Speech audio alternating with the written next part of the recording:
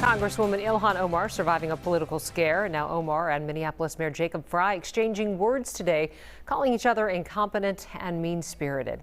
Omar holding off Democratic challenger Don Samuels by 2,500 votes. Political reporter Theo Keith joins us now with how Omar's vote total crumbled this year and how she managed to survive. Theo?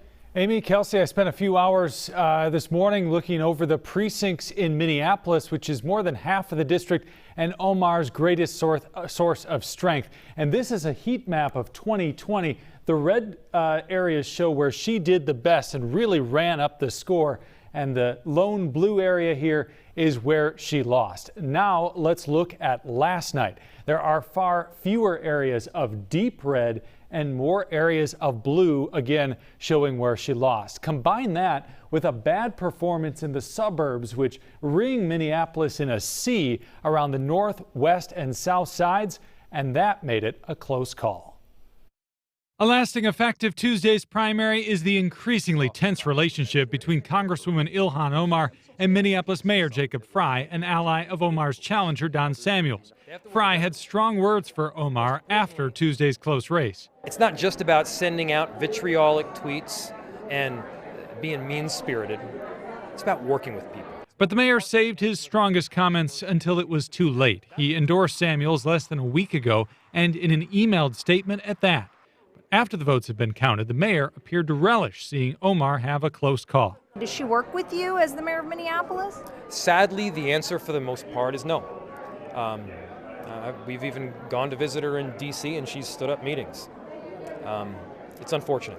Omar tweeted a response. Our incompetent mayor gets upset when we talk about his failures, but as the mayor, he is solely in charge of our city, its police and public safety. Omar had also taken shots at Frey on the campaign trail. If you continue to neglect your job, your city will rot. The primary was close because Omar got 46,000 fewer votes than 2 years ago. In Minneapolis, her margins shrank in all 13 wards. 2 years after losing just one ward, Omar lost 3 on the south and west sides, areas that overlap with where last year's failed Minneapolis police ballot question did the worst. Omar supported the plan to strip MPD out of the city charter and replace it with a safety agency.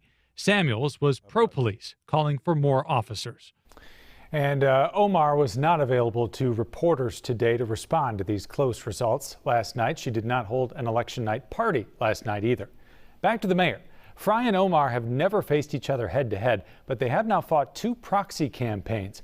Last year, Omar told people to vote for Frey's 2 challengers in the mayor's race. Frey returned the favor last night.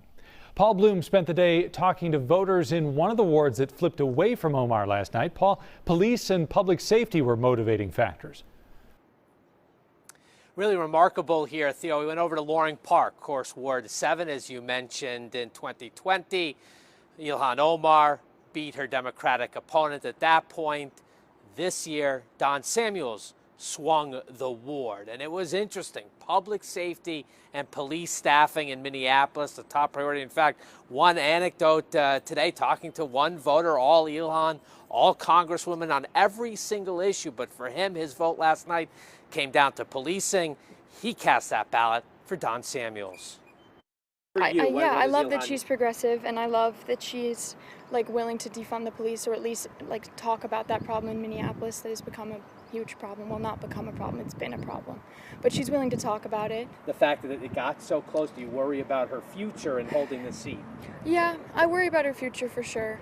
I think there are a lot of angry people or disgruntled people that are trying to always come for her, but I think that I also have a lot of faith for the people in Minneapolis and for the people that my generation who keep growing up and able to vote, that every 2 years there will be more like-minded people that will keep her in office. Well, she's not saying taking away the police. She's saying the way the police is structured right now doesn't work. Look at it. But that has to be balanced with the fact that, crime is rising, and until the alternative structure is in place, you can't really defund the police. Well, I like her approach. She is local. Everybody's accusing her of being too Washington, but Washington means she wants more issues, and not just local here, but the nation, more things. And here, she is local. She does things for the benefit of not just this district, but the nation. And those, of course, some of the voices we heard a day later from Minneapolis voters in that 5th congressional district. As I throw it back to Theo, of course, we had a super tight race last night, Theo, but heading towards November in that DFL safe seat in the 5th congressional district, there will be no issues for the Congresswoman come November. Yeah, that's right. And it is interesting to hear the differences of opinions between voters there in the district. Thanks, Paul.